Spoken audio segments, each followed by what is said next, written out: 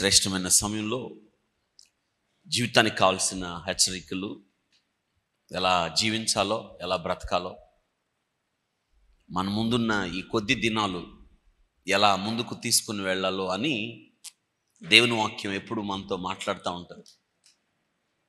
దేవుడు ఎన్నో రీతులుగా మనల్ని హెచ్చరిక చేస్తూనే ఉంటాడు. మనం ఒక తప్పు చేయడానికి ముందుకెళ్తున్నప్పుడు ఎన్నిసార్లు ఆపుతాడో తెలుసా దేవుడు?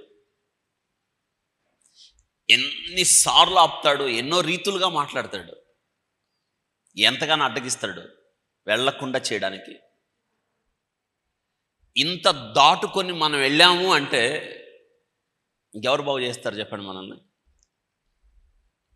మనం రోడ్డు మీద ప్రయాణం చేసేటప్పుడు రోడ్డు కూడల్లో మనం కొన్ని బోర్డులు చూస్తాం.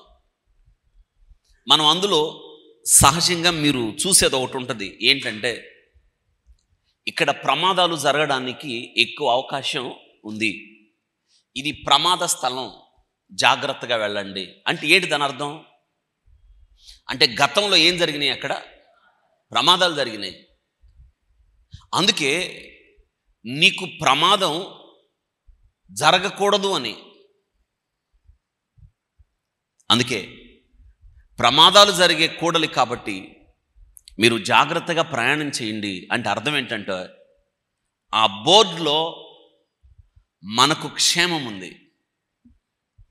దాన్ని చదివి కూడా నీ ఇష్టంగా నువ్వు వెళ్ళావంటే దానికి ఎవరు బాధ్యులు? మీరే కదా.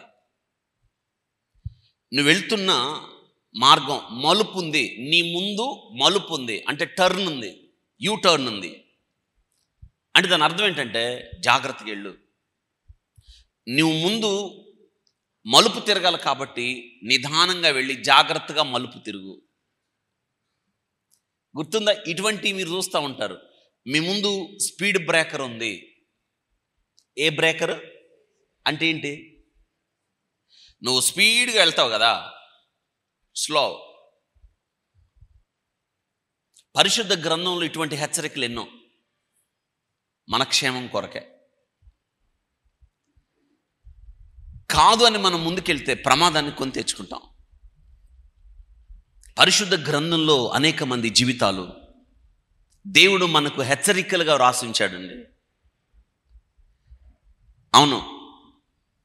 ఎందుకు పరిశుద్ధ గ్రంథంలో ఈ విషయాలన్నీ రాయబడ్డాయి అంటే బుద్ధి కలగడానికి, మేలు కలగడానికి, మనకు క్షేమము కలగడానికి దేవుడు రాశాడు. ఇవన్నీ మనం వింటున్నప్పుడు, వీటన్నిటిని మనం తెలుసుకుంటున్నప్పుడు మనం అలా చేయకూడదని దేవుడు కోరుతున్నాడు.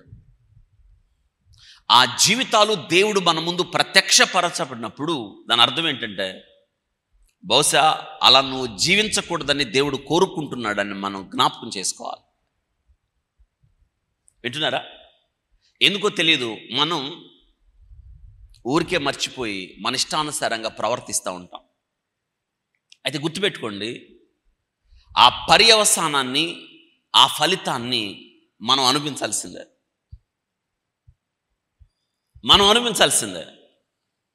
వింటున్నారా? మనం జరుగుతున్న సంగతులన్నిటి నుండి మనం పాఠం నేర్చుకోవాలి. ఇవన్నీ పాఠాలే. మనం చదవాలే కానీ దేవుని వాక్యాన్ని చదువుతున్నప్పుడు మీకు ఏమి నేర్పాలో దేవుడు అని నేర్పుతాడు.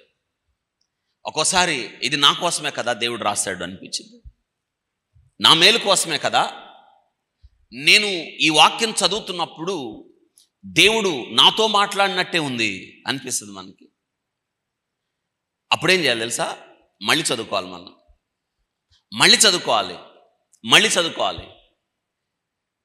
నీవు ఈ వాక్యాన్ని సొంతం చేసుకునేదాకా దేవుని వాక్యాన్ని చదువుకోవాలి. ఎందుకంటే ఇంతకు మించింది ఏది లేదు.